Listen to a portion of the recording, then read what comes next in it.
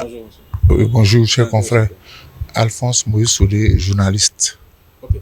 Nous avons suivi avec beaucoup de passion la vidéo faite par Kemi Seba qui annonce sa candidature pour 2026. Premier candidat qui s'annonce pour 2026. Vos impressions après cette déclaration? Non, moi, je ne peux pas reprocher à Kemi Seba d'annoncer sa candidature.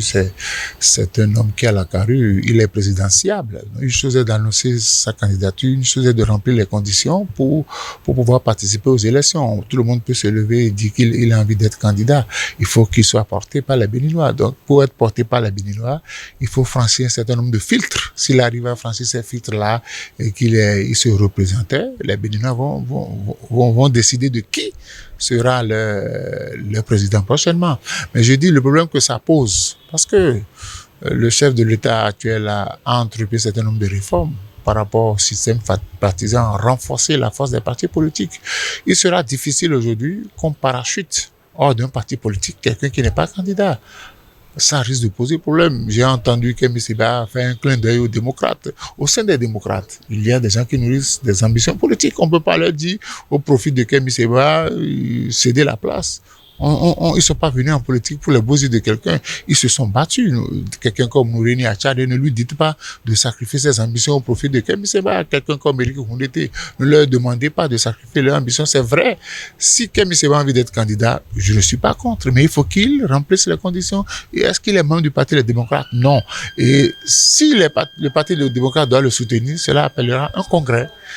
Un congrès, et le congrès va décider s'il faut le soutenir ou bien s'il faut que le parti propose sa candidature. Vous savez très bien qu'aujourd'hui, ce parti-là est à la croisée de tous les chemins. On les accuse de tous les noms de diable, on dit qu'ils sont très proches de quelqu'un, et puis ça pose problème. Donc il faut que le parti sache raison garder. Kemi Seba a le droit d'être candidat. Il peut aussi loucher du côté de la mouvance. C'est pas interdit. Nous sommes en politique. Rien n'est gagné d'avance. Mais je suis heureux qu'il ait déjà annoncé sa candidature très tôt. Les Béninois, les commentaires vont bon train. Ceux qui estiment que c'est un ballon d'essai, il va voir si ça va prendre. Tant mieux. Si ça prenait, tant mieux. Mais je dis, il a le droit de dire qu'il est candidat, mais l'essentiel pour moi, c'est qu'il remplisse toutes les conditions pour franchir les différentes étapes jusqu'au premier tour. S'il arrive à franchir les étapes, les Béninois viseront. Non, il n'y a pas de surprise en politique. Regardez comment ça fonctionne déjà au sein des démocrates. Les démocrates sont en train d'aller sur le terrain. Et chaque fois, quand il y a sorti, vous allez voir Éric Koundété, vous allez voir Nouréni Achade. Moi, quand j'ai analysé, c'est que le duo se voit déjà. Un Éric Koundété comme peut-être président, un Nouréni Achade comme vice-président, ou le contraire peut se produire, mais il sera difficile aujourd'hui qu'on parachute quelqu'un de l'extérieur pour les démocrates. Ils ont suffisamment de problèmes à l'intérieur. Ils ont des problèmes. Et vous savez que c'est le plus grand parti aujourd'hui de l'opposition. Donc ils ont intérêt à ce que toutes les énergies de l'opposition se fédèrent derrière le duo. Il y a Ronquet aussi qui a commencé par faire des sorties sur le terrain, tout ça, c'est l'opposition. Il faut que l'opposition s'entende pour aller peut-être ensemble. Est-ce que Kemi Seba permettra à l'opposition d'aller en rang serré à cette présidentielle? C'est possible. Mais aujourd'hui, c'est le début de l'annonce de sa candidature. On verra les jours à venir quelles sont les différentes analyses qui seront menées dans les partis politiques. Forcément, il a certainement underground discuté avec un certain nombre de responsables politiques avant de faire sa déclaration. Il n'a pas fait ça ex nihilo. Il a dû rencontrer des gens, il a dû prendre des contacts pour dire, bon, je me jette à l'eau. Si ça passe, c'est bon. Si ça ne passe pas, partie remise. Mais c'est pourquoi je parle de filtre.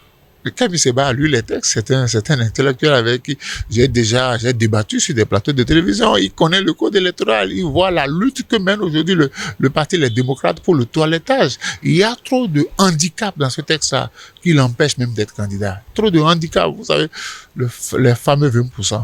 Il les trouvera où? Et je ne suis pas sûr qu'un parti soit aujourd'hui, parce qu'on a dit, l'héritage que le président Talon veut laisser au Bénin, c'est de renforcer le système partisan. Et on a déjà dit depuis 90, aucun président élu n'est issu d'un parti politique. Va-t-on continuer cette comédie-là? Si on doit continuer avec cette comédie, autant dissoudre les partis politiques. Parce que si les partis politiques sont régulièrement constitués et qu'ils ne peuvent pas trouver en leur sein un président fiable, c'est malsain, c'est malheureux. Donc je dis, si Kemi Seba veut être candidat, qu'il remplisse les conditions, qu'il soit membre du parti Les Démocrates, et au primaire, s'il passe, il sera porté par tout le parti. C'est comme ça. Il faut que nous fassions les choses parce qu'une telle dégradation peut déjà commencer par fragiliser beaucoup de partis politiques, pas seulement les démocrates. Forcément que dans les différents partis de l'opposition de la mouvance, Kemi Seba a des sympathisants. Comme il a des pourfendeurs, il a aussi des sympathisants et ça peut commencer par chuchoter. Vous savez qu'à l'approche des échéances électorales, il y a une certaine frilosité que l'on sent au sein des partis politiques. Ceux qui sont indécis diront peut-être que c'est le Messie envoyé par Dieu. Ceux qui savent là où ils vont diront que c'est un plaisantin. Il peut encore faire la jonction de tous les partis politiques. On dit, bon, comme on ne s'entend pas, lui, il fait le jeu. Mais je dirais que ça serait malheureux qu'on soit à ce niveau et que les partis politiques ne puissent pas désigner en leur sein des gens capables de conquérir le pouvoir. On ne crée pas un parti pour les beaux yeux de quelqu'un, mais on crée le parti pour conquérir le pouvoir. Et les partis qui sont là, que ce soit le bloc républicain, que ce soit l'UPR, que ce soit, comment vous appelez, les démocrates, ils ont envie de conquérir le pouvoir. Vous avez vu qu'au niveau de la mouvance, le chef de l'État dit, pas de débat autour de ma succession. Maintenant, c'est 6 mois avant la présidentielle que j'ouvre le débat. Silence radio. On n'en parle plus. Dans les démocrates, les tractations sont en cours pour voir qui désigne. Donc, Kemi Seba, c'est un ballon d'essai qu'il a lancé. On verra ce que ça va donner dans les jours à venir. Le ministre Abim Mola aussi avait été suspendu. Moi, je dis, s'ils sont au titre, ils sont au sein du gouvernement au titre de leur parti politique systématiquement. S'il a été suspendu du parti, c'est qu'il doit être relevé de ses fonctions. C'est comme ça qu'un parti politique fonctionne. Vous avez vu la réaction, il a pris des décisions personnelles, il a pris des initiatives personnelles. Ça pose un problème. Quand vous êtes dans un parti politique, vous devez suivre l'idéologie de votre parti politique. Vous devez suivre le règlement intérieur, les statuts. Et quand vous ne respectez pas ces principes-là, on va vous botter à la touche. Et quand on vous botte à la touche, toutes les possibilités, toutes les faveurs que vous avez eues sous le manteau de votre parti politique, vous devez vous en débarrasser. C'est comme ça que ça fonctionne. Ailleurs, mais moi j'attends. Est-ce que ça, Madame Bi, va se plier à la décision? Vous savez très bien, ça, Madame Bi, Madame Assi, ils avaient mené une lutte contre ABT pour le sauter de la tête du parti politique. Et ça fait flop. Est-ce que c'est un règlement de compte qui revient? Ou bien, je ne comprends plus. Donc voilà, ces guéguerres-là vont éclaircir le ciel des partis politiques avant 2026. Kessler Kondonumbo a été suspendu de l'UPR pour ce que vous savez, n'a pas respecté la philosophie du groupe, n'a pas respecté l'esprit du groupe, on l'a sanctionné. Donc vous allez voir cette succession de sanctions dans les partis politiques. C'est sûr qu'avec la décision de Kemi Seba de se présenter, il y a des gens au sein des partis politiques, ils vont déjà peut-être apporter leur soutien à Kemi Seba, ils vont écoper de la même sanction. Donc je dis, faisons attention. C'est la saison des pièges, comme on dit, et les partis politiques seront fragilisés de l'intérieur comme de l'extérieur. Mais ce qui est bon, il faut qu'on sache que nous devons respecter les réformes ayant trait au système partisan. Nous devons renforcer. Si le code est révisable, il faut le réviser. Moi, j'estime, je fais partie des tout premiers au lendemain du vote de ce code-là à dénoncer. 20%, beaucoup d'autres choses. Et quand vous voyez les successions des dates, tu refuses de donner ton parrainage au candidat désigné par ton parti, ce n'est pas évident que tu sois sur la liste. Regardez les dates de dépôt de dossier. Donc, c'est fait à dessein. Donc, il faudrait que tout ça là soit nettoyé pour que Kemi Seba et autres puissent dire le boulevard ouvert. Mais je sais qu'au niveau de la mouvance, c'est silence radio. 6 mois avant, on en parlera. Maintenant, non. Quiconque ose, il connaît la suite. Faites l'observation depuis 90. Le président Soglo, quand il est venu au pouvoir, a créé la Renaissance du Bénin.